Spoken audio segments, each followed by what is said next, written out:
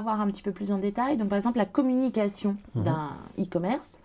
Vous avez un certain nombre de conseils pratiques sur cette communication à mettre en place? Ah oui, là c'est absolument fondamental. Parce qu'il est évident que quand vous créez un site marchand, c'est super, mais personne ne va aller dessus. D'accord? C'est comme s'il était au fin fond de la Corrèze.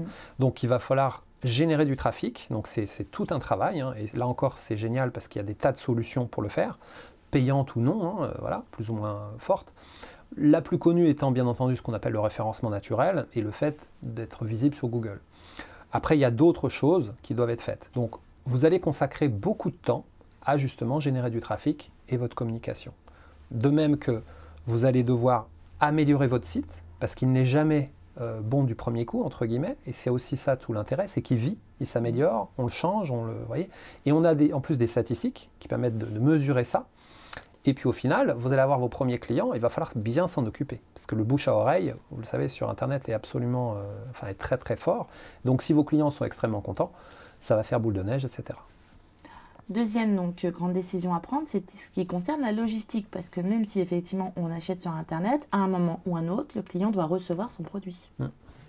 Alors, pour la logistique, en gros, ça va dépendre si vous êtes un commerçant traditionnel ou non, ou plutôt ce qu'on va dire un pure player.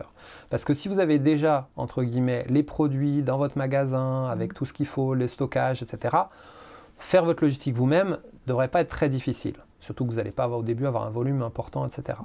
Par contre, si vous démarrez de zéro, entre guillemets, moi je vous conseille vite d'étudier la solution qui consiste à sous-traiter la logistique. Parce que devenir un logisticien, c'est un vrai métier. Je veux dire, pour gagner de l'argent, on va dire pour économiser avec la logistique, il faut avoir des outils, il faut avoir un vrai espace, il faut avoir des palettes, il faut pouvoir être disponible pour que les fournisseurs vous livrent. Enfin, c'est tout un tas de contraintes. Donc, soit on va investir beaucoup d'argent et de temps pour devenir logisticien, soit on sous-traite. Et auquel cas, on fait une économie réelle, même si on paye le logisticien, mais on y gagne aussi sur le transport, parce qu'on bénéficie en fait de prix avantageux.